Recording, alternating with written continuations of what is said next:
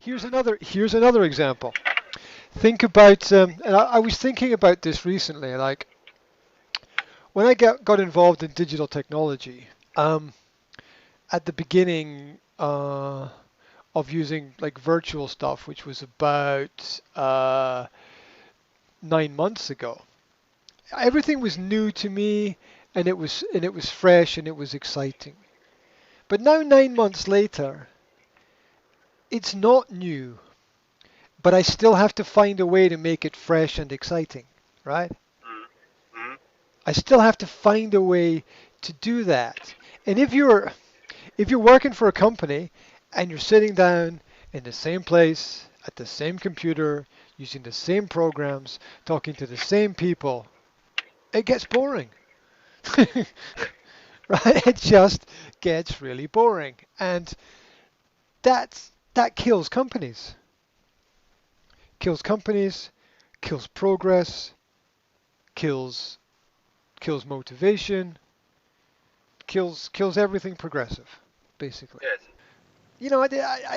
I think it's safe to say the company is actually very far away from what's happening, right? The people who are centralized in their offices, who are making these centralized decisions, they're not out in the field, and they're too far away to make the important decisions.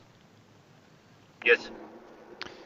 And that is, that's going to filter down through the company, and it's going to lead to slow decisions or no decisions or bad decisions Yes.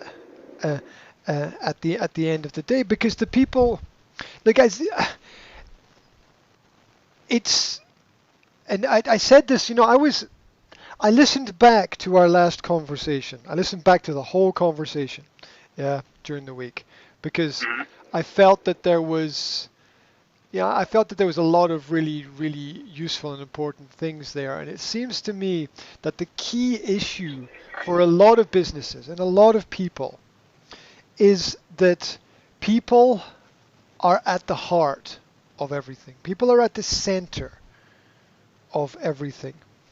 And when we don't have people at the center of everything, at the center of, consumers being at the center, the people from companies and production being at the center, the salespeople being at the center, when we don't focus on the fact that people are the center of things, um, we forget that, people have feelings. People like to know that people care.